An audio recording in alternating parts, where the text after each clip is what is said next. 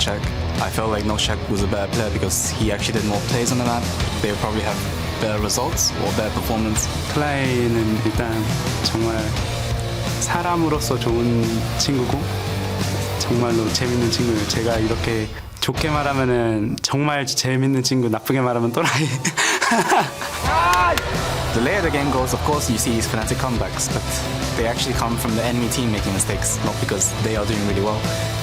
카싱이라는 선수가 정말 잘 돌아다니고 게임에서 원딜러를 거의 버리다시피 하면서 돌아다니는 경향이 있기 때문에 저희가 이걸만 잘 준비한다면 아마 쉽게 이길 수 있을 것 같아요. Every win is important. We don't want to drop any games.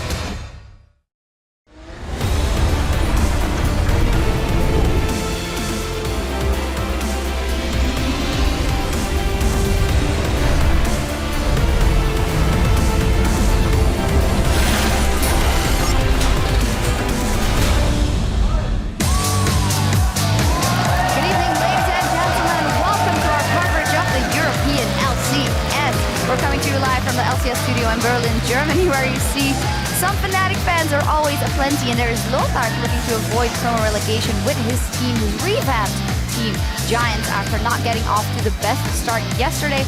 And there is G2, fantastic victory of them yesterday over Vitality, looking to continue that streak here today. And while all of the playoff spots are locked, there's still a lot to fight for as we approach the end of the spring split. Hello, I'm Evie Schopper alongside Mitch Kreppel-Voorspoels and Martin de Fischo Lunge as we embark on 5 of the final 15 games before the race to Rotterdam begins. It's actually already on. Yeah, I mean, so playoff is locked, but again, the seeding is important, and we're all pretty hyped for what's going to happen the next few weeks. Yeah, like week 8, week 9, yes, people are locked in, but I'm kind of getting excited. I want to get to playoffs, and more importantly, I just want to get to Rotterdam because that stadium is going to look sick. A lot of people there, and I think it's already sold out, allegedly. No. It's not? Speaking of Rotterdam, if you weren't able to grab seats at the Spring Finals, we have got you covered. This is news to me. The second batch of tickets is going on sale this Monday, March 14th at 5 p.m. Central European Time via Ticketmaster. For all the details on how to join us in the Netherlands, in Nederland, head over to lolesports.com. Now, before we get ahead of ourselves, let's bring it back to week 8, where G2 Esports and H2K are sharing the top spot in the standings. Vitality now a game back in 3rd, while Fnatic have tied the Unicorns of Love in 4th. All playoff spots are out of the window now. Yeah, because Fnatic Origin yesterday managed to win the game, so of course they're locked in top 6.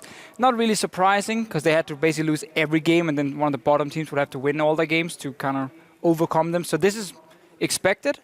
Question is now, which team will you face in the quarterfinal? Because if you are number 6, you're obviously going to face the 3rd place team, which is right now H2K, or sorry, Vitality. Yep. Not an easy one. And that may actually still shift, because if we see what's coming ahead of us today, Vitality playing, and this is that bracket that Defisha was talking about. Obviously 3 and 6 face off, then 4 and 5. And then there's a reseeding in the semifinal, really important. The highest remaining seed then, etc. gets put up against number 2 LCS seed. But anyways, what I wanted to talk about is that Vitality's playing against Fnatic today, and Fnatic right now is 2 wins behind them, but if they win and somehow make Vitality go 0-2 this week, then maybe we have an unexpected contestant for that top 3 slot.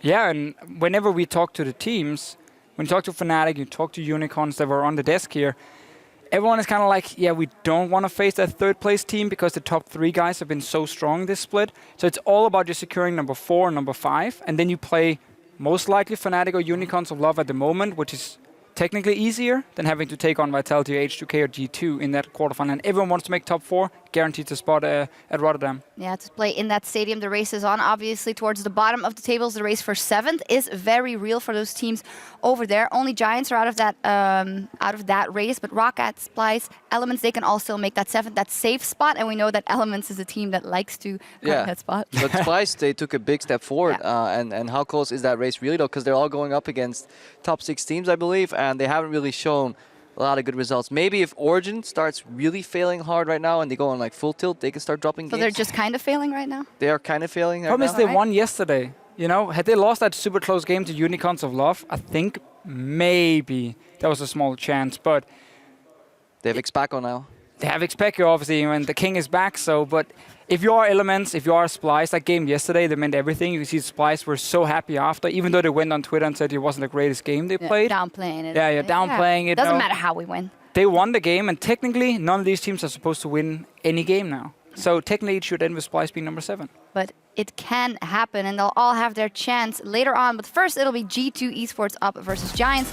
Elements will face the UOL as they chase that 7th place. Maybe they can get a win there. And then Fnatic square off against Team Vitality. Of course, Fnatic in better form after IEM beating the Giants yesterday. But this is the test to see if it's time yet. If they are good enough at this point to beat Vitality, I don't think so. No, I agree with you. I think Fnatic still needs quite a few things before they're going to be on the level to really challenge Vitality and H2K and G2, but it is the best out of 1, so you can't surprise. Would they have won IEM Katowice? Vitality would have won it? No, they would have still lost to SKT, I think. They would have made it a lot closer, though, in the final. Yeah. I'd definitely been able to take a game off of SKT. Yeah, maybe, but the more important Maybe thing... you say. Of course they would. You say that, and then the Koreans show up and 3-0 you, and then you go home crying every time. Yeah. Or you are up versus them 2-0 and you end up losing. Yeah, no, that never happened. For Vitality, the good thing is that they kind of failed at Nasa's pick yesterday, because I feel if they played a similar style, they could have actually lost against Fnatic, but now the wake-up call is there. Why don't we put Cabashot on the carry? Let him just straight up carry. Shut down that early Gamsu snowball that Spirit will try to initiate, and suddenly I think Fnatic's strategy will come falling down, because in addition to that, they won't get the power picks that Giants so kindly left open for them. We hope they won't get the same picks. I mean, I want to see Spirit on different picks. Yes, he can pick the Gragas, but it's just not as impactful in the early game as the Lee Sin. We will see what happens. And also at the end of the day, we'll be joined on the desk by none other than H2K's Odoamne. We'll be throwing him right in the deep end. So send your questions for the OP top laner at LOL Esports with the hashtag AskOdoamne, and we'll find out what you want to know later today. You guys excited for that? Do you want to ask anything? I want to ask him about his Ramos mechanics. Okay. You know, how long it took him to master that very, very hard to play champion. We'll find out. And as we approach the playoffs, we also have to look towards the Spring Promotion Tournament. And for a closer look at the journey to the LCS stage, we're going to check in with James Stress O'Leary. Thank you very much, Sharks. And before we get to the promotion tournament, we have to go through the Challenger Series finals, all-important matchup coming next week. And looking at Challenger in general, we wanted to take a look at some of the players that joined this split into the LCS from Challenger, and some of the players that maybe we can look forward to seeing next split on their respective teams. So the obvious place to start for players that joined this split would be in the mid lane, and it would be with G2's Perkz. This guy has been making a name for himself here in Europe. He's been one of the absolute best laners. You can see all of his stats here. Has been tearing apart even some of the long-standing competition we've had here in Europe, and has been looking really good doing it. He's been instrumental in a lot of G2's wins, bringing in picks early into the season. The Corki, he really made his own in the early weeks of this season. So his effect on G2 has led them right to the top, along with a lot of team play from the team as well. They've all been doing well, but a player that had a lot of hype coming into this split, unfortunately, is tied to Perkz' performance, and that is Splyce's mid laner, and that is Senkux. Everybody talked about these two together, and the story hasn't been the same for Senkux. In Challenger, we saw him destroying opponents in the middle lane, really having solid performances, but between Splyce not performing so great and the odd off game here and there for Senkux, he hasn't been able to show us the same kind of level consistently that we came to expect from him. Yes, he had a couple of games. The LeBlanc game with his quadruple kill showed us what Senkux can do. And after a win yesterday for Splyce, he's hoping that another split in the LCS will allow Senkux, the young mid laner, to settle himself into his role. And maybe we'll see some more from him in the summer split. Finally, we wanted to take a look down at the bottom lane. Another G2 player, and that is the support player of Hybrid. He's been pretty much awesome on his Braum. If you've let him have Braum, G2 have been destroying their opponents. 7-1 coming into this week. He has been by far and away the best support that's come into the league this split. And I'm looking forward to seeing him now as we go through week 8 and week 9. Those are the old crop of Challenger Series players, the ones that have made names for themselves. Let's look at who's going to be playing in the finals and who you can look forward to seeing perhaps in the LCS next split. And the first name is one that you're going to recognize. If you've watched Worlds for the past few years, Holy Phoenix is an AD carry that from the Turkish region has made a name for himself on some of the biggest stages we have here in League of Legends. And you know, he formerly played in the TCL. He's come over to Europe now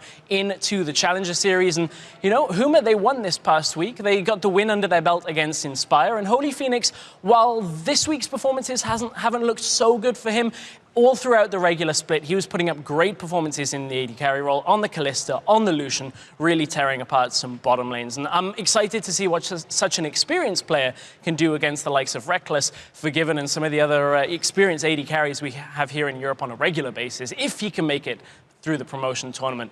From an experienced player to a young player, one that we've only seen 3 games in Challenger, and that is Kadril from the Copenhagen Wolves. Hailing from the United Kingdom, 3 games in the semi-finals under his belt, and a 19 KDA to go with it. He plays a lot of Twisted Fate, a lot of Lulu, any kind of mid laner that can teleport to other lanes and look to snowball some of the rest of his carries. He had a great performance, very young player, and I'm excited to see what he can do as well in on the big stage here next week when they take on Huma. The last player we want to look at is a name that Challenger ranked players may see a lot. If you find yourself ever up against Sir Nukes a lot, he was hovering around that #1 spot on the EUS Challenger ladder for a very long time, and early in the split was playing a lot of Trundle. He started bringing us a few more picks, the Braum, the Morgana, those kind of picks in the semi-finals. Really impressive performance on them as well. But the interesting thing about Sir Nukesalat actually is this little stat here. 1.27 wards per minute is by far and away the highest Challenger ward rate that we have, and actually is above average even for EU LCS support. So if you can keep warding that much through the finals, maybe into LCS, we may have another star in our hands from the support role. But we'll get another look at all of these players and the rest of the teams on the path to pro next Tuesday when they go at it in the EU LCS Spring finals. It's going to be Huma versus the Copenhagen Wolves in a best-of-5 to get that seeding for the promotion tournament. That's going to take place Tuesday, March 15th, 6 p.m. Central European time. But let's change the focus back to the LCS. I'm going to give it back to the analysts so they can talk about our first matchup of the day. Thank you, Stress, and we'll all be there covering the Challenger Finals on Tuesday. Yep, we'll all be there. Just to touch on what Stress said, I really like Sir Nukes a lot. Like playing with him, he's a pretty chill guy overall, never tilts really. And he plays a mean fiddlesticks off-roll or Nunu, so if we see the fiddle come in, that's the return. I'm sure Triple sliding in that he's Challenger still. That's what he's trying to say. He knows the Of course I'm still Challenger. Actually, of course he's still Challenger. Actually, I'm Master right now because I think I went a bit of a tilting spree. All right. Cut the camera and just Never move it over let's here. go back to... Anyway, that's LCS, it. actual Challenger players. Yeah. Let's take a look at the first match of the day featuring the fresh out of Challenger G2, although, you know, they have earned their marks here so far, and up against Giants, who are dangerously close to the Spring promotion tournament. Actually, they are unable to get that 7th spot, so they are working for seeding now. Giants yesterday, not the best start. Their new lineup got dismantled by Fnatic, 8.8k down at 20 minutes. And, well, it was again Xpepi that didn't show up and not the other members. Of course, gelling is an issue. Yeah, obviously he didn't get much help in the mid lane, but I feel like we've seen it before from Xpepi in there. He's not been performing as well as we have seen from the past few seasons with Giants. Then again, if your team is falling apart around you, it's obviously very difficult to perform. He's a very emotional player as well. So I think he probably just wants this split to end and then hopefully requalify for summer and then kind of start all over. Yeah, he didn't get much help drafting-wise either. That Victor, for me, was a terrible pick into the enemy composition. Doesn't do well later in the game because Braum counters it anyways. And then in a Corki matchup, a player like Pepinero, you shouldn't put in like a gently losing matchup because it'll snowball out of control. And then he went for that one more wave where suddenly the pack... The classic. I need 50 gold. I guess I do one more wave. Suddenly Corki comes in with the package. I mean, there's a global sound emote. There's a reveal in the base when you pick up the package. You know how long it takes for him to walk mid, yet he still died to it. So that was a mistake that we can't really forgive from Xpepi. Overall pick and ban phase was just a mess from Giants. They didn't even scout Fnatic very clearly, gave them all the picks they wanted, and then picked full scaling themselves. And like you have no choice. Yeah, they'll have to make some changes going up against G2. Again, a very strong mid lane matchup, obviously. And yesterday, they just showed as a team that they are picking things up along the way. They are starting to play smarter, and that definitely shows when you can take down a team like Vitality. I mean, sure, Vitality has great macro play, and G2 is trying to learn as much as possible there. They still have their own play style. Build around these very aggressive moves here, and they perform so well when they can actually play aggressive. So if they don't fall too far behind early on, we see them play well in a game like this, and they caught, obviously, G2 off guard quite a few times. Vitality off guard quite a few times. Yeah, G2 show that their biggest strength is not being afraid to pull the trigger, but also not blindly opting in a team fights at least. Because there were a couple situations where we could have seen an explosive team fight in the middle lane, but they actually didn't opt in for that. It was only when Vitality entered these jungle skirmishes or these choke points that they really got punished by G2 Esports' composition, and G2 Esports waited long enough to make that happen. They still need to work on the bigger picture, macro strategy, and stuff like that, but as for a team fighting team, they're very impressive. I really liked the picks and bans that come with it. You know, a lot of crowd control effects. They make the game a lot easier, and it showed. They, for me, took the game deservingly against Vitality. And one thing I really, really love about G2, and it's something very few teams have here in Europe, is I feel like they have enough individual playmakers who's not afraid to kind of pull the trigger if needed, especially late game. The game yesterday, Trick made the game-winning play, and we didn't even get to see it in the game because we were in a replay, but look at this here. It's just Trick walking around Janan, and he catches him out. He's actually going for Nuke Dog at first, knocks him into the team. He's not afraid to say, you know what, if I miss this one, we might lose the game, because they just lost the team fight already. And the best part about this is even the fact that Janan actually had a fine position on the map, because he could see 4 members of G2. Trick then does the unexpected. Boom, body slam flash, knocks him in, wins the game. Did he auto-attack in between the body slam flash? He did not. He did not, and I think that's the most important thing to remember.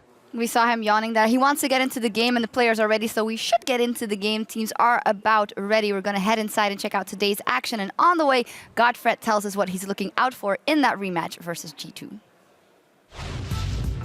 Whenever you play against them, you are always afraid of Kikis being there, or like they coordinate stuff pretty well, at least when we played against them. I think that's one of the biggest like fears I have when playing against them, that they will like coordinate as a team better than us.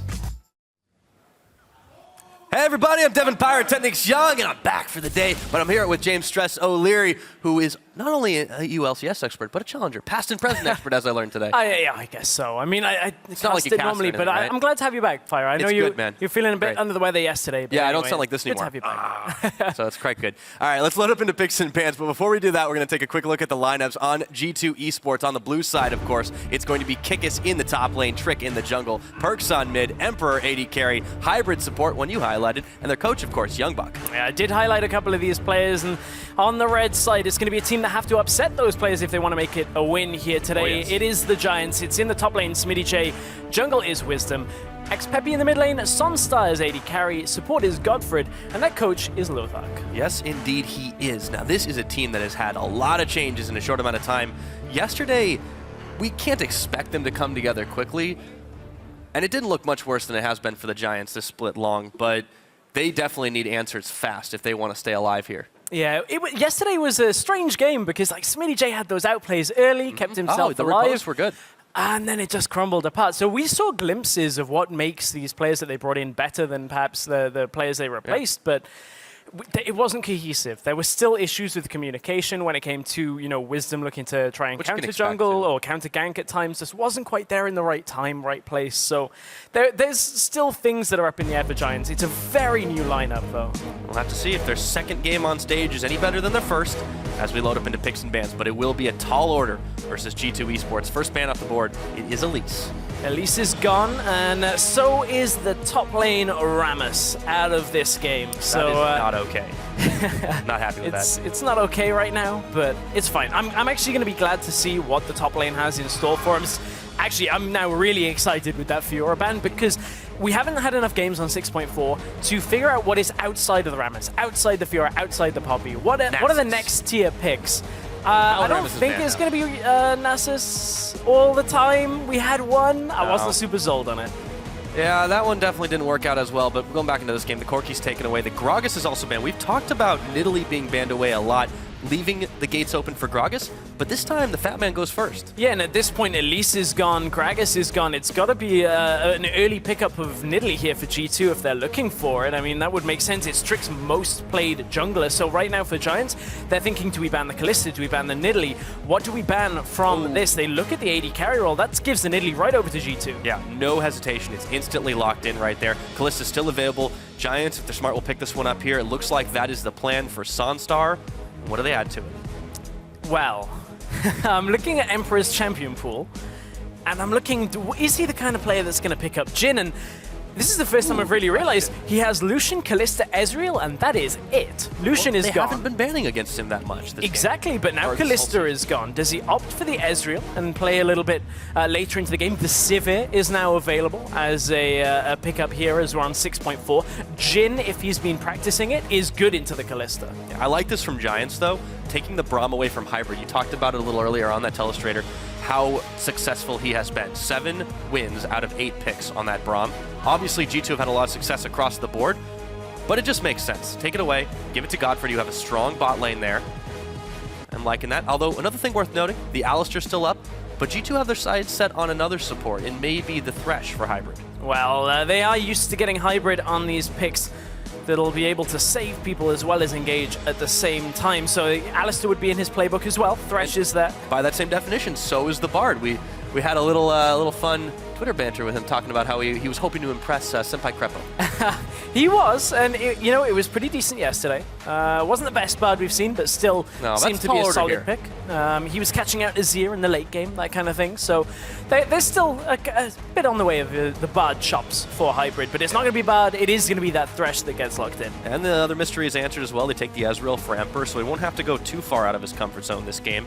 And G2 will be pretty happy with that one. Still got that Vitality game on the brain, man. That was crazy yesterday. That was a crazy, crazy game yesterday. But, this is a poke setup if ever you've seen one. Ezreal, lost in Italy. Gonna get in front of towers. Well, it's good against poke. Yeah, Braum is pretty good. So they are playing into the hands of Giants right now if they can group around the Braum.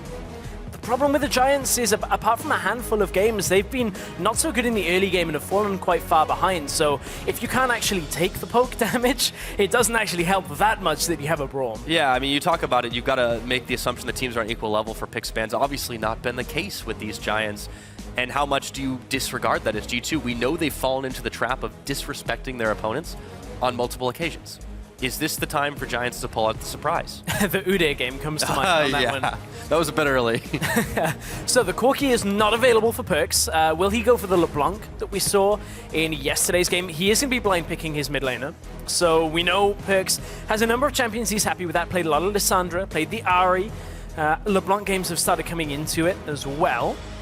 Well, there's a safe option, though, and that's Lulu locked in, as well as the Nautilus for Kikis. So they've got a whole lot of protection they just added on. Yeah, they have, and a lot of that is going to go towards his later game Ezreal. It does mean that G2 could be caught in situations earlier into the game where if Giants have a high damage mid laner, somebody like a LeBlanc, that kind of thing, you might be able to pick off a squishy target, not necessarily the Lulu, because that is a difficult one for LeBlanc. You just ult yourself and you walk away. But maybe they can get onto that Ezreal before he's strong enough, that kind of thing. It's a tough one, because there's a lot of mobility for G2 as well when it comes to the Ezreal, the Lantern from Thresh. If you're Peppy here, he has definitely had some rough games this split, no denying it. What does he take here? He's one of the few that has played Azir.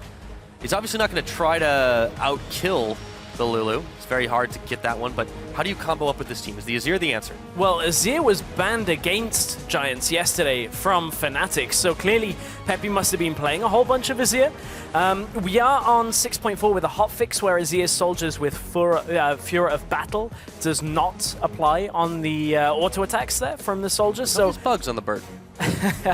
It's tricky kit, man. Tricky kit, you gotta get it. But there are those new adjustments where you can do fancy things. We saw yesterday Nuke Duck bring out the Azir in a losing effort. Didn't really get to the point where he had massive damage to chunk through tanks like a Nautilus. Just wants to keep the theme, go full Shurima if he can.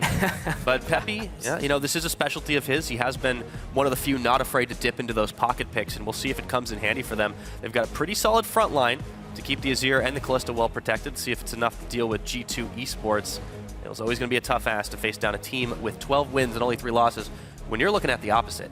Yeah, this is, it's not necessarily do or die for Giants. Somewhat of the pressure is off them because, well, they can't make playoffs anymore. It's all about the seeding now for the promotion tournament. So it is still a work in progress for these two, for the Giants at least. New players, they need some time to breathe. Oh, yes, indeed. Now, if you think Giants can pull off this win, go ahead and hit us up at LOL Esports, hashtag GIA win. Or if you think G2, the favorites, are going to walk away with another win on the board, hashtag G2 win. And we are getting ready to see who will take the win to start this one off. Day number 2 here in Week 8 kicks off in Europe with G2 Esports and Giants Gaming to try and see if these two face down for what might be the last time this split. Looks like it'll be the case. Let's take a look. Everybody is hyped to kick this one off. And let's just get into the action right away. No more mincing words on the board between these two. I'm looking forward to seeing another game out from the Giants with their new lineup. You look down the list, last year, about this time, was the time that Wisdom. He was getting a good number of games playing the Lee Sin when he was on IM, so played 6 games.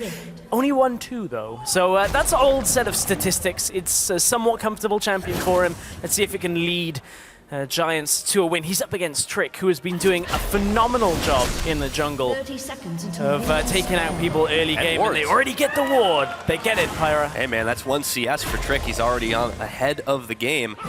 And G2 really want to get this early pick on, but Emperor's the one who takes some damage. Sonic Wave connected from Wisdom. They'll turn the spear on, but the Sand Soldiers are already coming up. Giants say this is our jungle, but they forgot to account for Kickus. How can you miss a Nautilus? As the ward goes in the top, they've got their job done. Now, that's been pretty sneaky pathing from the Nautilus, even managing to get all the way through. As confident as Kickus is here, he just recalls out in the bush and says, okay, well, we got the deep vision. It's fine, man. Perks is doing Wisdom! Oh, wow. Oh, I'll call that luck more than wisdom. Not so much damage early on, but Trick thought he had the snipe. Not this day. Man, that was closer than Wisdom would have liked to have had that. And that's actually a massive factor here, because the timing on the actual recall for Wisdom was at 1:30. He started to finish the recall, and he now has to back away. The camps have spawned. He's only at his Nexus here. So if... And it does seem we're in a lane swap right now. If this ends up in this situation, the push is going to be heavily delayed when they want to bring the jungler across as well. Yeah, this could be some serious trouble already for Giants brewing with their completely overhauled roster here. So the duo lane, having spotted the lane swap, move down a little bit later towards the bottom side. And that's a little bit of forgiveness towards the Giants. They'll have a little bit extra time now because G2, they had to wait until the bot lane of Giants crossed through the ward they had in the top lane. That forced them to go all the way from top jungle down to bottom. So the fast push isn't quite there for G2. It's going to be a bit slower than our usual lane swap games. Yeah, it's definitely not happening for Giants either. They're letting Sunstar freeze the wave out, so this is definitely a little bit different than what we've seen as our standard lane swap. The blue buff starting to be contested. Trick actually chases both of them out of there. Says, this is my jungle now. Godfrey goes on a roaming spree to get for perks. Standing in the middle of the Sand Soldier, taking a lot of damage, but he noms the Biscuit to try and keep himself alive. Now the fast push comes in for G2 though, and they have the advantage here. This is a strange reaction from the Giants here. They bring the support down. Godfrey goes to the middle lane because they don't expect G2 to be looking to push this quickly. But G2 have all 3 people in the bottom lane right now. Kigis went alongside Hybrid and Emperor. Means their push onto the tower is a lot faster than Giants have. I mean, looking at it, it's about half a tower's health difference between the two. Only now has Sunstar and Godfrey pushed up. Smitty J is going to join in, but this is super late. G2 have to back away though from the bottom lane. This is a messy lane swap from both sides, but G2 are trying to just get the push faster. Definitely a wonky start. Giants will start to get the push on to try and answer back. We talked about the little tiny bits that have gone back and forth between these two at the very beginning of it. Let's see if G2 should be able to take this one out a lot quicker with the damage that they've got in their corner. Still, not too far off the mark from being even. As it starts out, we'll just have what eventually evolved into the standard lane swap. Yes, it will evolve that way. You can see Giants have put down the customary ward behind the turret, just to make sure that when it does bounce, you have that extra couple of seconds warning for your top laner to back away. Means you don't waste any time thinking, ooh, are they here? Are they not here? I can't see them on the map. Now I can see them on the map, and you back yourself away. Ooh, how's that for some surety? Emperor on his first back picks up the Cole. Yeah. Actually, that was what he initially picks up, wasn't it? I'm gonna double check. There was so much action, I missed it. There was a lot of action. No. So he starts with Doran's Blade, and I believe I'm gonna keep double checking it. No worries. Well, there's a lot of farming to cover right now, so I'll do my best to keep it going. Peppy's going to be able to pick this up with the help of a few soldiers. Imperial Decree says, give me that farm fast as you can. But everything's going to start resetting. Obviously, you see the duo lanes kind of moving back down to their respective places after the towers had already fallen. The gold difference is fairly negligible because of all of that as well. So it's really a key to trying to get your, for G2, AD carry to the later game stages. Obviously, this is great for the Ezreal because he doesn't have any pressure early on. Exactly, and interestingly enough, I went back and double-checked it because I was doing the maths in my head. I'm like, Cull plus Sapphire Crystal plus potions. He probably had enough for a tier, and he did. So he actually opts for the mana and the Cull, just wants that stacking to get the gold faster, to get the items. Rather than the stacking of the tier, you know that's going to stack up fairly quickly anyway. You know there's going to be a point where it's at 750 for a very long time before you can actually complete everything and turn it into the Muramana. So I don't mind that from the Ezreal. Yeah, maybe he didn't feel like crying. Oh dear, that's gonna make me That's a cry. If you keep simpler doing reason. those, I'm gonna. I got one, and the Rift Herald, they got one as well. Trick's going to pick that one up, so he'll be able to fast push a little bit as well. We've seen this as being the signature European thing now. When we saw the teams clash at IEM Katowice, the different regions, it has been a much more prioritized buff when it's not very contested, which is most of the time. Yeah, it's that phase in the lane swap where you've taken the towers and you were on the top side, so let's just take it because we're here and we can do it. They're not going to challenge us. It's not worth fighting over tooth and nail this early on into the game. So it's a good pickup. Interestingly enough, level 2 boots completed already by Sunstar. Yeah. That's because so much of this game is hands-off. He's not expecting to have to output much more damage onto a champion anytime soon. So he's just saying, okay, well, I'll just get from lane to lane faster, get back to base, back to lane faster. Oh yeah. Speaking of going faster. It affects his damage. With that buff and a little bit of help from Trick on top of it, they are pushing way faster on G2's side. So this slight edge, the slight timing that they had, not to mention the Rift Herald buff, has given them, a compounding here. Smitty J's trying to get the wave bounce, but G2 are still pushing on the top side. The dual lane's finally up there, but they've got damage on it. Yeah, a little bit. A little bit of damage. It's like, yes, that's going to take put 2 in a little less bit autos now, later. And then you get more later. Yeah, let's take a look. Trick's got his might have to be sights careful set here. on the Azir. Spear lands, jumps over, and he speeds his way back to tower. If you haven't played Azir since the change, you will go to the end of that soldier where you Q2. I will stop saying that now. It's 2 days of Azir. I think we've gone through that. But it certainly means Azir is a little bit more safe in lane than he used to be. You can do the short ones and just hop all the way away. He's experiencing a little bit more popularity as well. Definitely happy about that one. Of course, Peppy has to be as well. He's a little bit down in the CS, but he does manage to pick up a piece of his Nashers too, so he'll be working his way towards some seriously fast autos, which of course include the Sand Soldiers. They're an extension of himself. They are an extension of Peppy. He kind of just thinks about it and they arise out of nowhere. But Hybrid's thinking about going mid lane. Did get spotted out on that Rift Spirit as it was flying through the bottom jungle. The vision will be there from Hybrid just as it expires. So now they don't know whether he's gone or not. Peppy has to back away out to the other side. He puts down a pink ward, I believe it is, in the middle lane and actually does that basically to know which side he can play to. Because he just saw the enemy in the other side. As long as there's no jungler in the bush that he just put the pink ward in, he can play alongside that and has the vision to know he's never going to get killed. Yeah, definitely playing the safe game. Peppy's been picked off one too many times now. The Dragon will get taken out.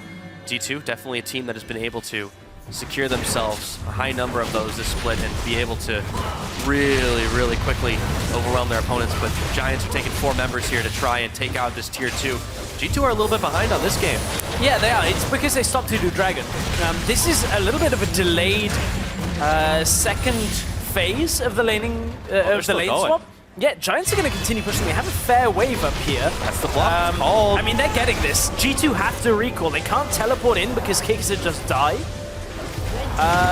Giants have got this. This is going to be a 9-minute inhibitor turret. Giants are able to take the laps in cover and take out an inhibitor turret here. G2, they've not had that happen to them in a long time. No, it has been a while. And honestly, this is because G2 stopped for the Dragon. They were a little bit greedy when it came to their objectives and not respecting what Giants were doing in the lane swap themselves.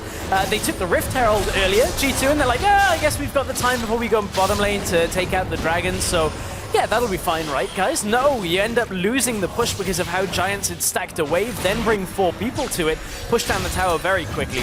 No way that tower was ever going to go down for G2. They were nowhere near far enough with enough people to take down an inhibitor tower. They would have lost the inhibitor themselves if that stayed. Poor trade for that Drake. And G2, they might have that extra percentage bonus ADAP, but they're going to have to come up with something more. A few deep wards as well for Giants, so they'll know when the waves come marching up onto the top side. They've sent Kickus on that clear duty just for the time being, but as big as the Nautilus is and the Riptide, it won't be able to clear quite as fast as Sunstar will when he meets up with him right there. And Godford looking to cut him off. The back is stopped. Kickus could be in a world of hurt, but Godford's actually coming for the Fate's call. There goes Kickus coming in for it. Perch trying to teleport in to make something happen. He's got a lot of damage. Pix is helping out, and that's first blood. They're looking for more. Hybrid gets the lantern over to Perch, who gets the flash on, but in comes Wisdom to kick him back.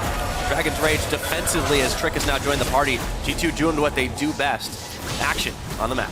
Hook's flash to try and get the Glitter Lance to hit the Braum there just didn't line up, went wildly off in a different direction. Hybrid baited out the flash from Godfred first though by flashing, and typically you'd think, oh well, the hook's coming right away, I've got to flash the hook.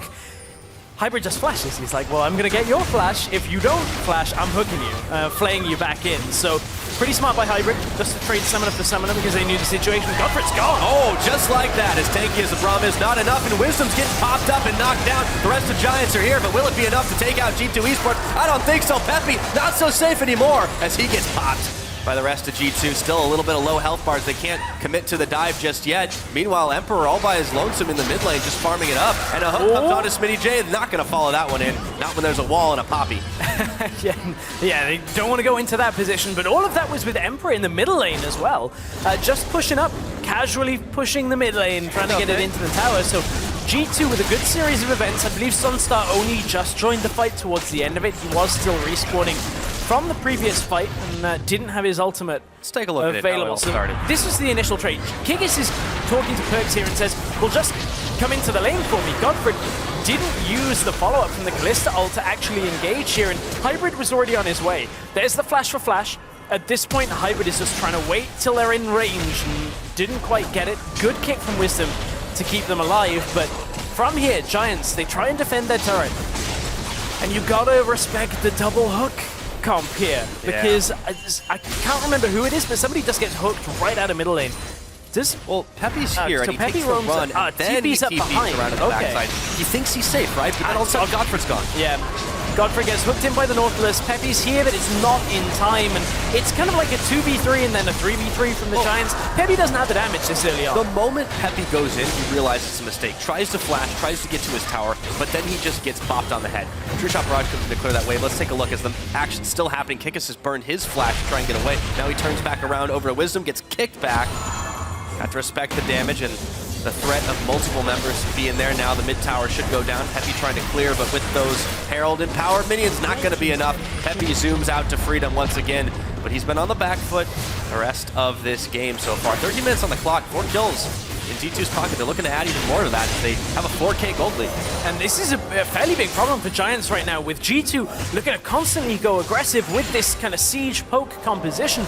Giants don't really have the reliable wave clip. They have an Azir who needs time to attack down the minions. Those soldiers need multiple attacks, and he's not got enough damage this early. Oh, hello. That was a useful flash.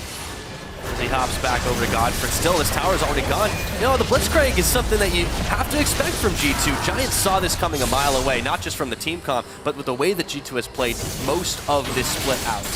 If you see it coming and you can't do anything about it at this point, not a lot of hope. I mean, Giants, in this game, they showed us that at least they still have the ability to read in the early game what G2 were trying to do with the way they took the Dragon there. I mean, it's not the most difficult read that you can push, but still, at least Giants showed us that. The problem is, that was kind of, I don't know, I don't want to say a fluke, because I think that doesn't really give Giants the credit for actually noticing the area, but that was G2's mistake that Giants punished. And G2 have made very few since. They let the inhibitor tower go down. Don't lose the inhibitor, it's far too early for it. And now Giants are in a situation where they're hemorrhaging towers on the map. Yes, they're not as critical the later this game goes as an inhibitor tower, but the inhibitor towers are going to come up pretty quickly for G2. That's going to be their next couple of the ones that are focuses. left, right? Yeah, that's, well, what I mean for G2 is that their focus is going to switch very quickly to the enemy inhibitor towers, and then you can never really capitalize on having an exposed inhibitor if you're the Giants now. Well, they did it in the very long lane on the top side too, where G2 have typically held quite a lot of presence. It was only that lapse that really enabled Giants to push it down. And they weren't even able to get the Dragon after they decided to try and start it, though. There was a lot of vision for G2 with their territory. So with Trick and Hybrid, that will be Drake #2 going uncontested over to G2 Esports. And now there are 3 Giants up in the top side to try and clear these waves away, keep it pushed out in their favor. They've still got an outer, or an inner rather, up there. And that's the last place the Giants have one of those on the map. So you're right about them losing towers quite quickly. Emperor is collecting like trading cards, items right now. He's building up. He's got like a Sheen, plus a Tier, plus a pickaxe, little that, little and that. a Bilgewater. He's like, I don't know what I want really first. I'm just gonna... No, I got it. This is what it makes. He makes a massive power spike all at once. Yeah, he just waits till he's got 4K and just buys everything. Well, unfortunately, that's not quite the case. He just turned the pickaxe and the tier into the Manamune, but still. But still, by the way, with this patch, it does change now that you get the full effect of the tier stacks, so people aren't afraid to upgrade it quite as quickly. Yeah, well, to explain the change for the Muramana is it changes as well. It's no longer the active toggle that you have. It's just always passive. Anytime you hit a champion, it'll take the mana from you and deal the extra damage. You don't have to turn it on and turn it off. I know I always forget to do it, but I'm bad. So. Well, you know, it's preaching to the choir right now, Stress. I'm glad that the change personally, because yeah, I always forget to turn it off, and what you want is always to hit the champions and not the new. So it's like the new version 2.0. Speaking Pyra of itemization, very confident from Trick. He's got a Dark Seal. Oh, he does. And let me tell you, that's not because he wants the extra regeneration from potions. He's got that because he's like, well, I don't intend to die for the rest of this game, and I'm just going to get all of this AP. So no stacks on it yet. Yesterday we saw one on Janna in the Vitality game. Didn't really go so well for, I think it was Kasing's Janna, but we'll see if Trick, he's been having a lot of these early game aggressive trades, so if he does get a kill or two, that very quickly becomes a very strong item if you can stack it up. Another Rift Herald started by G2. They've gotten 2 this game. This would be the last available. Giants might want to try to fight for this, actually. Not so common that you see the Rift Herald being fought over, but they just stop it. Now there's a teleport coming in from the backside. A teleport coming in, another one from the backside, but the fight has already started. His kick gets knocked out by the Bramble. Trick takes out Peppy, but he's trapped in the Emperor's Divide, just having a laugh of it all. And the Poppy changes her mind. Smitty realizes that might not be the best place to go, burns his flash to get out of town, and he slams the hammer down to try and pick him back, but the depth charge knocks him back up. Godfred trying to get the save off. Smitty already low, True Shot Barrage, completely whiffed, but Emperor doesn't care. Nautilus Hook comes in, Godfred bleeding out at this point, and they are just going all for it. Wild Growth to knock him up, Kickers gets the kill, they pull in Wisdom. He's gonna have to safeguard away. Giants getting run down into their own base. And it's G2 starting another fight. This is what we've come to expect from this G2 Esports team. Is like if they can ever see an opening to fight and it even remotely makes sense to them, they're like, let's just go, guys. TP, their numbers are going to be in our favor because this Poppy hasn't TP'd in time either. So let's get in there, get the fight, and we blow up Heavy before it even begins. I mean, Trick, he got enough stacks off that fight himself, got 3, and now they're looking for the Rift Herald as well on top of that. So another good fight for G2. Giants, they've got a composition where a lot of their damage from their mid laner should be coming from later into the game, and they just don't have that time. This is the opening. Hybrid couldn't find the hook for himself, but Kikis sucks in 3 people here. He absorbs the damage from 3 and just hits people a couple of times, gets that staggering blows, and is like, okay, well, my job's done in this fight. Yeah.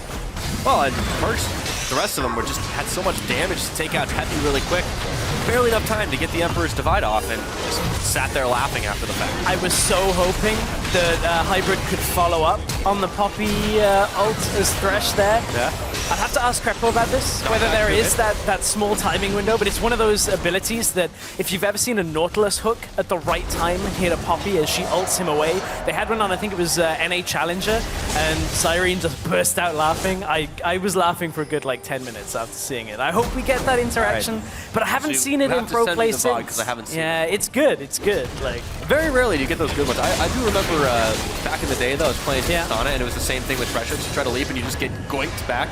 Because it's a dash, it's not actually a jump. Yeah, it's the fastest I've ever seen a Nautilus move, though. Oh, that's I can't wait to see that one if it happens. Oh, okay, and just the flash or try that Emperor's Device. Ooh, okay, be careful there. He's got a beat on him though. Yeah, the beat's on him. I was like, Caitlyn's in this game. No, that's just one of those visual things that with the spectator on Azir's turret. We'll follow him around for a while. Speaking of following, Peppy gets knocked in, and the depth charge is up. Kikis gets pulled right back on in, and the inhibitor is open just like that. It is just under 20 minutes. G2 are starting to break the base open of Giants. Look like they haven't got a prayer in this one to try and stay alive. Kick back, no. Wisdom gets it on a perk. Can they polish him off before it's done?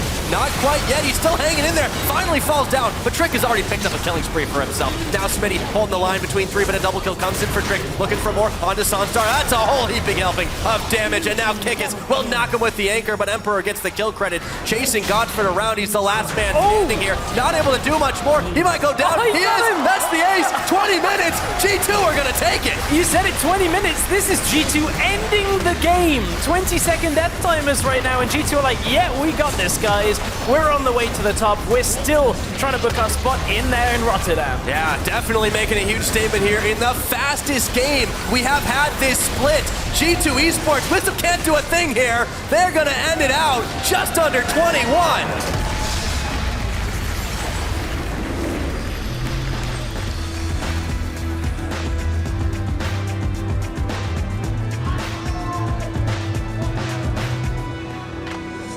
Come a long way from 50, 60-minute games.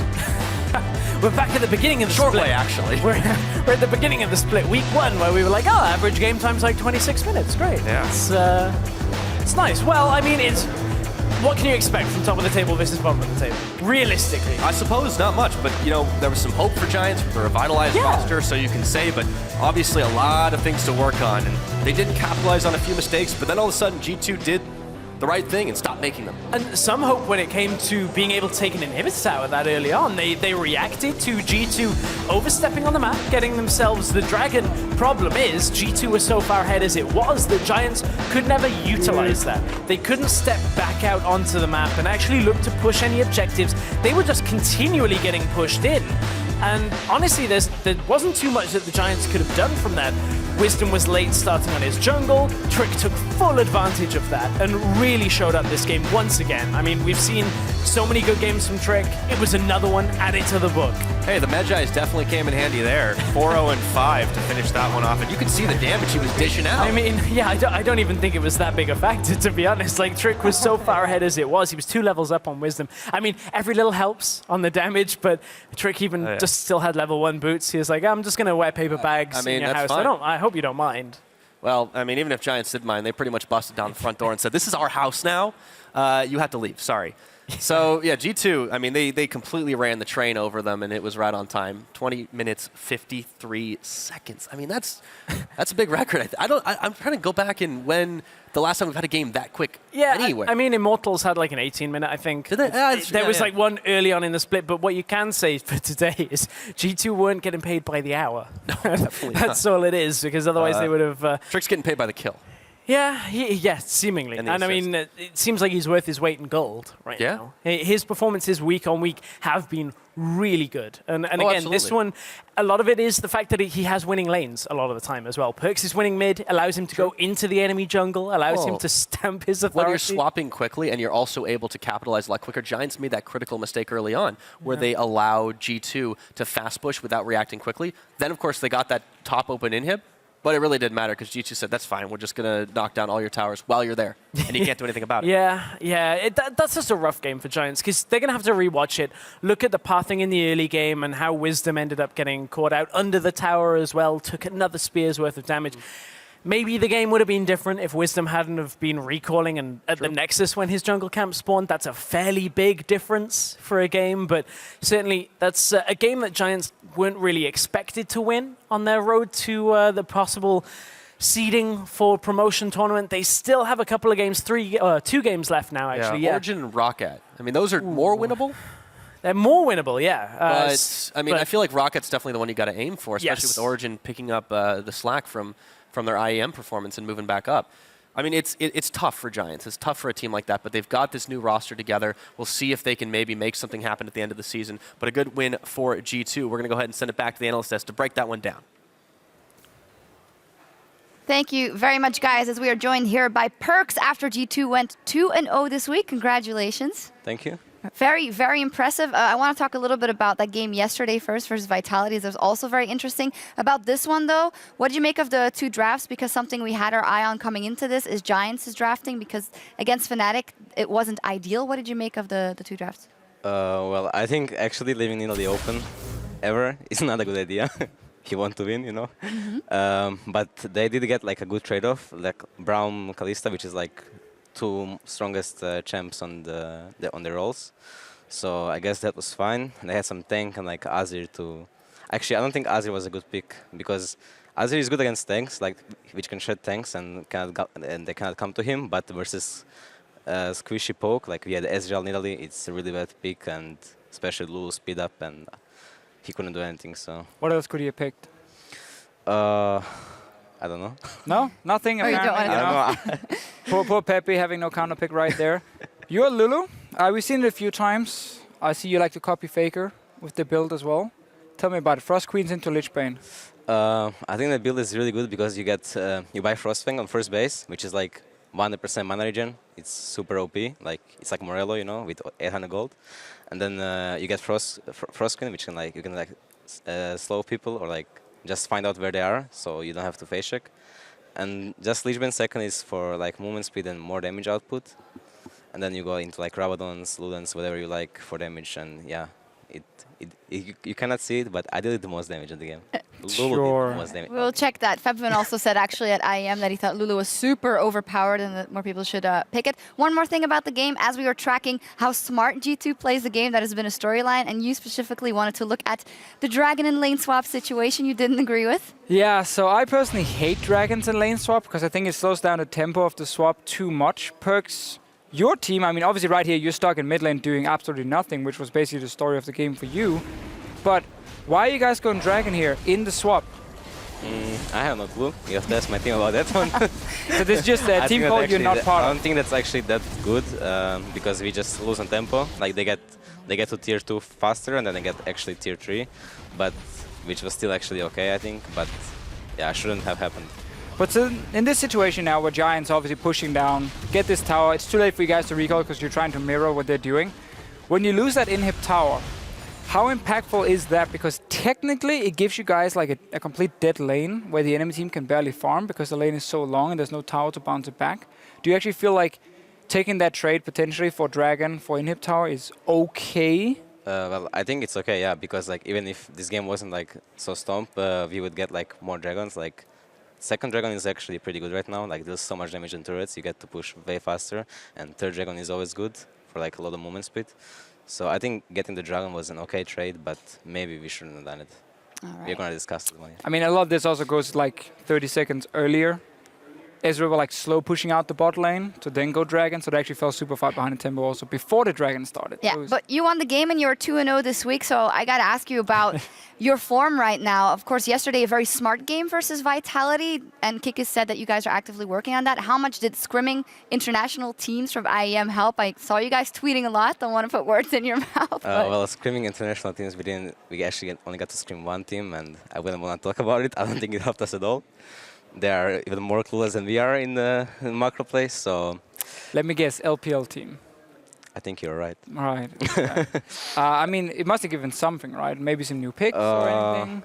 I think we got some picks, maybe some strategies as well. And like seeing them play, it's like reflecting on us like before, only aggro, you know.